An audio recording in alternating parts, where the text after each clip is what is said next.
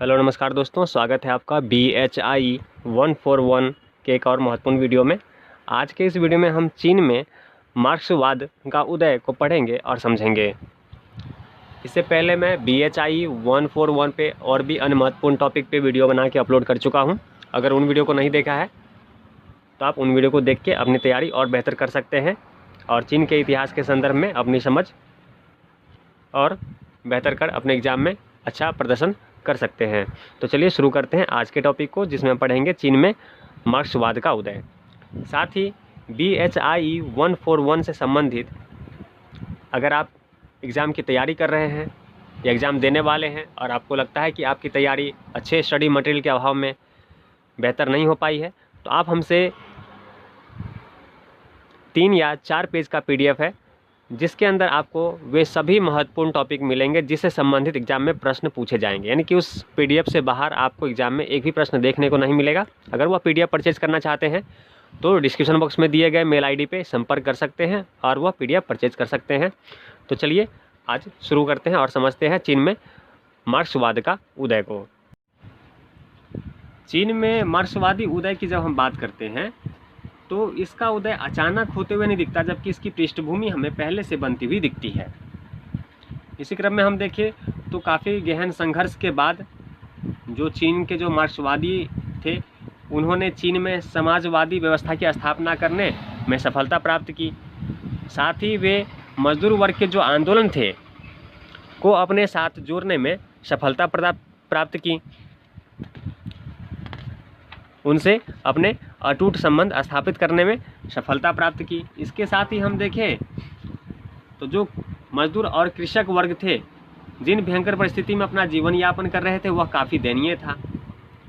उनकी जो परेशानियां थी वह काफ़ी गंभीर थी। जहां एक बुद्धिजीवी वर्ग जो थे चीन के, वे राजनीतिक तौर पे उन्हें शिक्षित करने का प्रयास कर रहे थे, तो वहीं दूसरी ओर श्रमिक एवं जो कृषक वर्ग थे, अपने संघर्षों से चीन के जो बुद्धिजीवी हैं उनको एक नवीन दृष्टिकोण प्रदान किया। इसी क्रम में हम देखें तो जो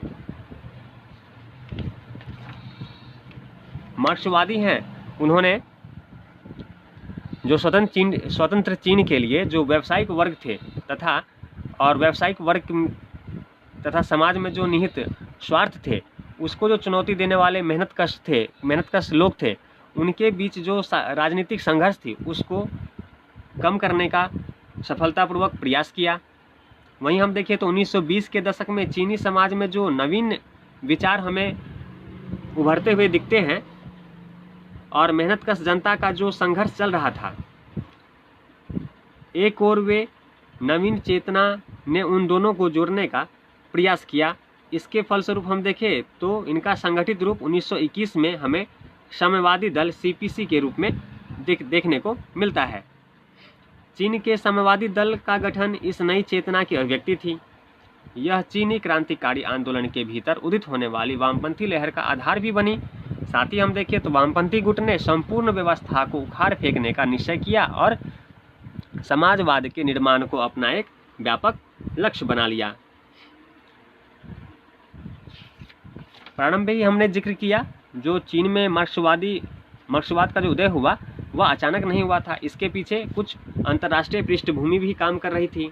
इसी क्रम में हम देखें तो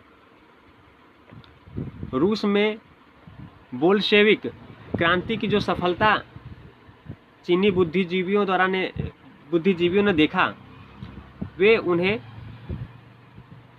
गंभीर रूप से प्रभावित किया, अपनी ओर आकर्षित किया। उन विचारों की ओर चीनी जनता को, चीनी बुद्धिजीवियों को आकर्षित किया। रूस एक ऐसे पिछड़े हुए देश का स्पष्ट प्रमाण था जिसने न केवल अपनी पुरानी जर्जर व्यवस्था को उखाड़ फेंका था, बल्कि जो पश्चिमी साम्राज्यवादी देश थे या साम्राज्यवादी थे, उनको भी पराजित किया था। अतः हम कह सकते हैं कि जब चीन में मार्क्सवाद का उदय जब हम देखते हैं, इसमें रूस में जो बेल्शेविक क्रांति हुई थी और उसकी जो सफलता हुई थी, साथ ही रूस के द्वारा जो पुरानी व्यवस्था थी राजतंत्र की, उसको उखाड़ फेंका गया। साथ ही हम देखें जो पश्चिमी साम्राज्यवाद था उसको भी पराजित किया गया। ये सारी जो कार्य हुए थे, ये जो घटनाक्रम हुआ था, उसमें जिस प्रकार के विचार को आधार बनाकर इन्होंने बेल्शेविकी क्रांति को अपनाया था, उन विचारों ने चीनी बुद्धिजीवियों को अपनी ओर आकर्षित किया। वहीं हम देखें तो मार्क्सवाद ने स्वयं को राजनीतिक कार्रवाई के लिए एक व्यवहारिक दर्शन के रूप में साबित कर दिया। तो ये जो विचार था वह मार्क्सवादी विचार था और इसने अपने आप को प्रमाणित भी कर दिया कि इसके विचार के द्वारा कोई भी राष्ट्र अपने आप को पुनः स्थापित सफलतापूर्वक कर सकता है। इस तरह से मार्क्सवाद ने चीनी बुद्धिजीवी वर्ग को एक ऐसा विचार उपलब्ध कराया, ऐसा दर्शन उपलब्ध कराया जिसके द्वारा चीनी अतीत की परंपराओं एवं वर्तमान की जो पश्चिमी प्रभुत्व था, दोनों को पराजित करना संभव प्रतीत हो रहा था। इस तरह के विचार के साथ ही इस तरह चीन के राष्ट्रीय मुक्ति आंदोलन में मार्क्सवाद का एक शक्तिशाली धारा के रूप में उत्पन्न हुआ हमें दिखता है। तो यह कुछ पृष्ठभूमि थी जो चीन में मार्क्सवादियों के उदय के रूप में कार्य किया, जिसने चीनी मार्क्सवादियों को, बुद्धिजीवियों को काफ़ी प्रभावित किया। इस तरह हम चीन में मार्क्सवाद का उदय होते हुए सफलतापूर्वक देखते हैं।